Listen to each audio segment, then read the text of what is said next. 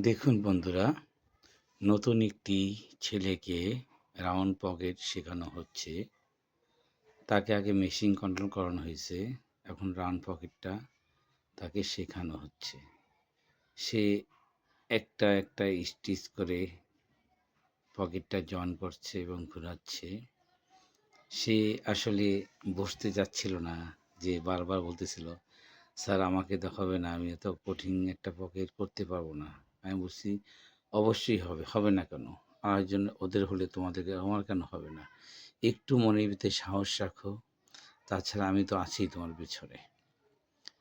আর ভুল থেকে তো শিখতে পারবা। ১ বার ২ বার ভুল হবে, ৩য় বার দেখে যাও ঠিক হয়ে যাবে।" হ্যাঁ, হ্যাঁ, আস্তে ঘোরাচ্ছে।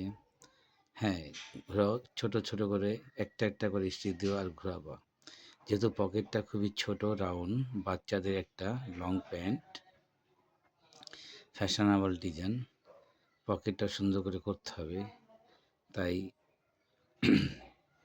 সুন্দরভাবে করতে হবে এবং একটা করে স্টিচ দিয়ে ঘোরাতে হবে। সে খুব ভয়ে করতেছে, দেখুন। তারপরেও সে একটা জয়েন করে ফেলছে।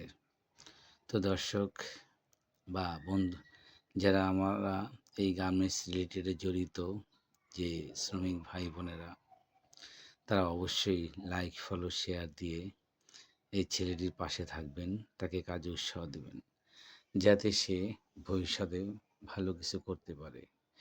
এই ছেলেটি আসছে সিলেট থেকে কুমিল্লা ট্রেনিং দেওয়ার জন্য আমাদের ফ্যাক্টরিতে। যেহেতু আমাদের ফ্যাক্টরিতে ট্রেনিংয়ের সিস্টেম আছে, নতুন লোকদেরকে ট্রেনিং দিয়ে আমরা কাজের ব্যবস্থা করে দিই। ও সিলেট থেকে আসছে। ও আসছে আজকে ৫ দিন হলো। তার ভিতরে ১ দিন তাকে মেশিন চালানোর ট্রেনিং দেওয়া হয়েছে। ২ দিন সে চেইন স্টিচ চালাইছে, শেখানো হয়েছে ইনসিম টপসিনে। আজকে তাকে, এটা হলো বৃহস্পতিবারের দুপুরের পরের ঘটনা, তাকে পকেটে বসানো হয়েছে। তো অবশ্যই তাকে লাইক, ফলো, শেয়ার দিয়ে পাশে থাকবেন।